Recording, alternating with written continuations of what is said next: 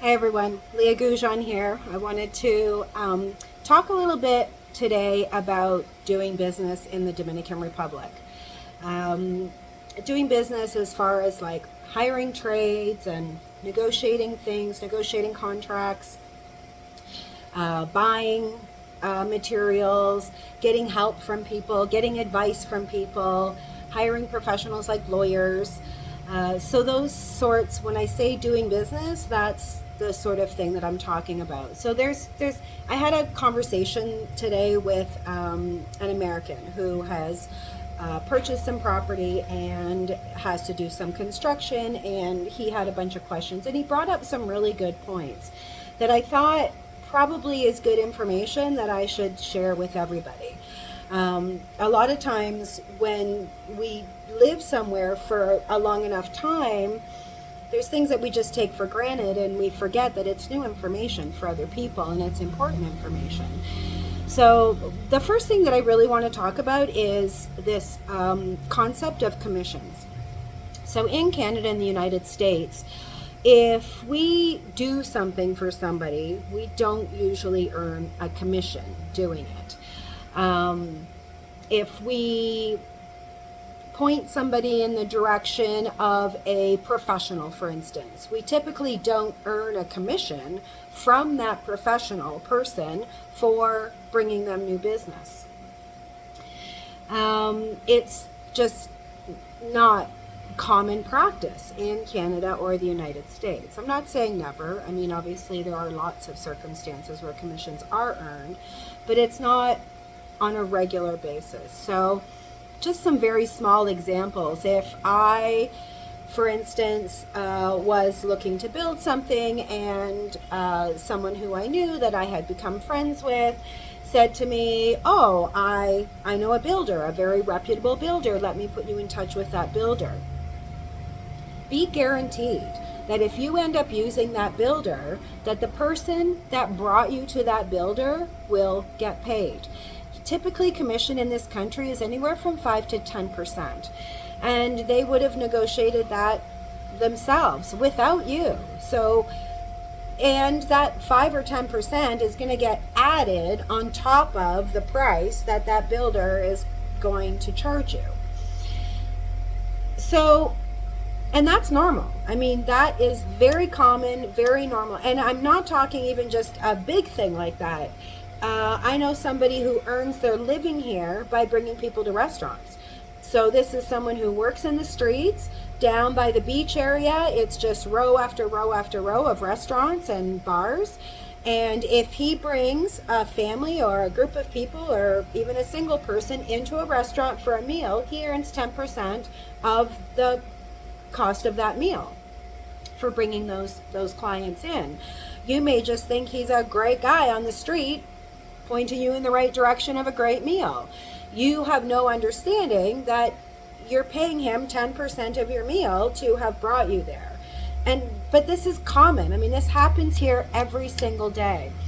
The problem that we have as Canadians and Americans is because this isn't common practice in our country, when we find out sometimes after the fact that this person who we thought was helping us out of the goodness of their heart because we were friends, because we're amigos, and we find out that they've actually earned money, for us, we feel like we've been robbed. We feel like we've been ripped off. And sometimes if we confront that Dominican and say, look, like, what do you mean you got paid? Like, that's not right. Then they don't understand. I mean, they would never understand why you would be upset or why you would be angry. For them even not telling you about the commission, they would have just assumed that you knew because it is such common practice here. In fact, the only time I have ever seen no commissions being charged is between family members. So if your brother says, oh yeah, my buddy's an electrician, your brother's probably not going to get a commission, although some brothers might. So honestly, that's the only time I've ever seen somebody helpful here and not get paid a commission. So just understand that that is an absolutely normal way of doing business here, and you just assume that if somebody's helping you do something, they're going to get paid to do that. And if you actually understand that, then you can negotiate things a little bit better, because now you're coming from a place of knowledge. So the other thing I want to talk about is knowledge. I don't care who you ask. If you ask any Dominican, if they know how to do something, where to get something, any kind of question, their answer is always going to be yes. And I'll tell you why. It's not because, again, they're trying to steal from you or rob you. It's because in their mind, even if they don't know the answer, they know someone who does know the answer. Their cousin's friend's brother is an electrician. So yeah, they may not be able to solve that problem for you, but they know someone who does. So their answer is always going to be yes. So if you understand that their answer is always going to be yes, that just means that you have to ask more questions. So when they say, yes, I know how to do that, your next question is, okay, will you be the one doing it?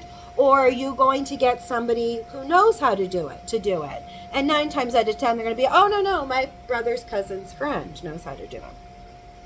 So again, clarity is a fantastic thing. And just always understand that, yes, they know how to do it, and they're going to collect a commission doing it. So those are 2 very important things to understand. The other thing, too, that I wanted to talk a little bit about when you're doing business here is think about doing business in the 1950s. Things were a little more formal. And maybe formal is not the right word. Well, formal is the right word, because here, let's say, for instance, I have a question for a professional. Let's say it's the account manager at the local lumber supply store. So when I enter that store, I'm going to approach him and I might say, hey, how are you? I have a problem with my da-da-da. I'm hoping that you can help me solve it. That's not how they do business here. They would feel very pressured and very affronted by that type of encounter. They like to chit-chat a little. They like to have a bit of a more formal, hi, how are you? How's the weather? How's your family doing? Any other information that you might know about that person. You will always talk pleasantries before you talk business. Never come at a person with just straight business, because for them it's offensive. So, and again, in Canada, and in the United States, I'm sure is the same, we're a little more direct. We're a little more, I don't want to say the word professional because that's not the right word, but I think we're just a little more to the point, where it's like, we'll get our pleasantries out of the way, and our pleasantries would consist of, hey, how are you? That would be it. Where here, pleasantries are, it's good afternoon, and how are you, and how are you feeling, and how's your health, and how's your family, and, that sort of thing. You actually want to sort of have this small conversation, not just a, hey, how are you?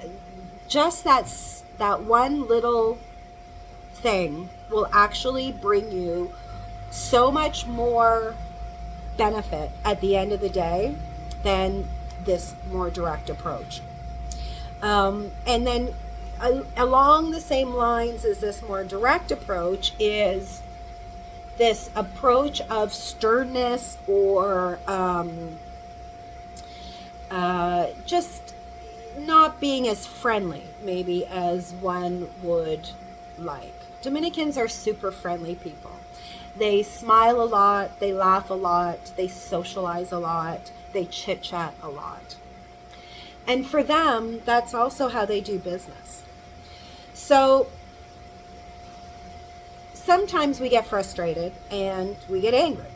And, our anger might make us speak in ways that we're a little more stern and we're a little more firm and we're a little more, I need you to do this, or there's going to be consequences. We tend to start talking in these sorts of terms, and I can tell you that will get you absolutely nowhere here. So here, I can tell you, and I'm going to give you my secret for getting stuff done. You need to explain to them how it affects you. So if you say to a Dominican, look, I really need this done, because if it's not done, it's actually going to affect my life in a bad way, then they tend to understand that a little bit better. If you can be more, it's more humanizing, I think, this situation, as opposed to a professional approach, as opposed to, look, I hired you to do this job and I need it done like this. That, I can tell you, that's not going to get you anywhere. So you need to, like I said, add a more human approach to it, and trying to work with them a lot of times as opposed to against them is going to, and I keep saying them, and I really hate doing that, because it isn't us and them, and I never ever think of it that way. But I guess in this particular conversation, it's more like our cultural way of doing business and their cultural way of doing business. So that's the only reason I'm doing that sort of reference. But anyway, those are the 4 sort of main things that came up in the conversation today that I thought I might want to share with you guys. So if you're ever doing business here in the Dominican Republic, I wish you luck. And, really take the advice of people that have come before you. Anyway, have a great day.